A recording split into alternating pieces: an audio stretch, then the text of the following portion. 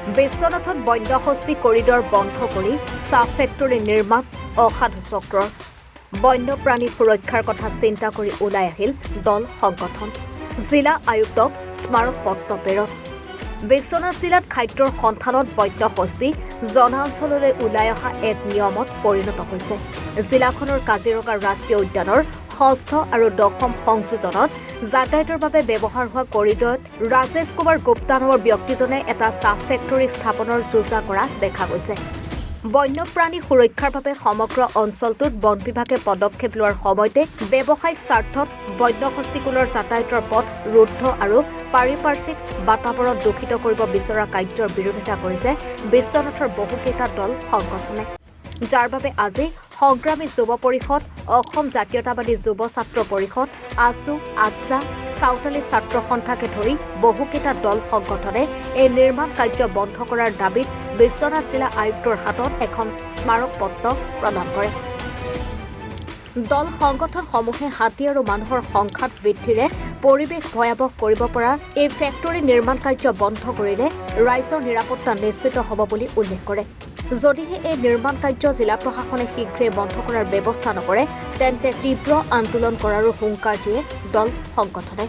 উল্লেখ্য যে বন বিভাগেও ফেক্টৰী স্থাপনৰ অঞ্চলটোক বন্যহস্তীৰ বিচৰণৰ অঞ্চল বুলি চিহ্নিত কৰিছে আজি যিটো বিষয় লৈ আমি উপায়ুক্ত কাৰ্যালয়ত মেমৰেণ্ডাম দিলোঁ আছিলে 15 নং ৰাষ্ট্ৰীয় ঘাইপথৰ সমীপতে যিটো কাজিৰঙা দশম আৰু ষষ্ঠ সংযোজনৰ যিটো এলিফেণ্ট কৰিডৰ বোলে হাতীদণ্ডী বুলি কয় সেই স্থানত আমাৰ এজন ব্যক্তিয়ে মানে চাহ ফেক্টৰী এজন স্থাপন কৰিছে আৰু চাহ ফেক্টৰী স্থাপন কৰাৰ লগে লগে সেই আমাৰ ধৰক বন্যপ্ৰাণী হিচাপে বৰ্তমান হাতী জনাঞ্চললৈ আহিব জনাঞ্চলত যিখিনি মানুহৰ উপদ্ৰৱ বৰ্তমান বন্যহস্তী চলি আছে সেই যদি হাতী কৰিডৰত যদি এটা চাহ ফেক্টৰী উদ্যোগ হয় সেই হাতীখিনি মানুহৰ আশে পাশে থকা অঞ্চলত বেছি উপদ্ৰৱ বেছি হ'ব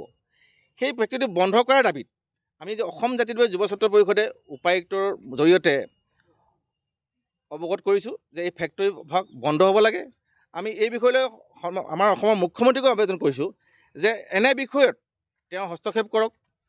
আমি এই বিভাগৰ ফৰেষ্ট বিভাগৰ সেই হাতী কৰিডৰত যিহেতু কোনো কাৰ্যসূচী বা কোনো বিল্ডিং বা কোনো অন্য ধৰণৰ ফেক্টৰী প্ৰতিষ্ঠা কৰিব নোৱাৰাকৈ তাত NOC দিয়া আছে সেই ক্ষেত্ৰত কেনেধৰণে সেই বিশেষ ব্যক্তিজনে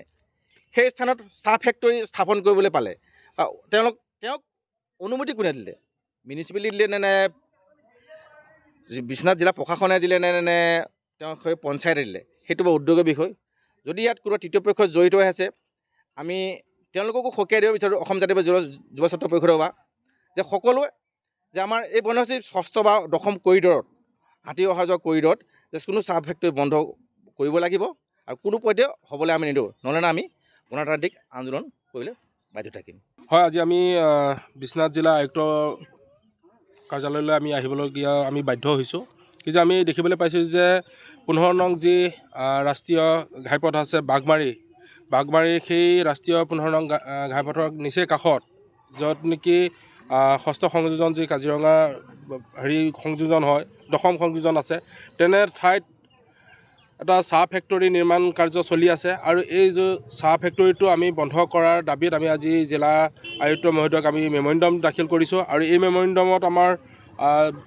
বিশ্বনাথৰ বিভিন্ন মানে জাতি জনগোষ্ঠীয় সংগঠনৰ বিষয়ববীয়া উপস্থিত আছিল আমি সকলো দল সংগঠনে মিলি একত্ৰিতভাৱে আজি এখন মেমৰেণ্ডাম আমি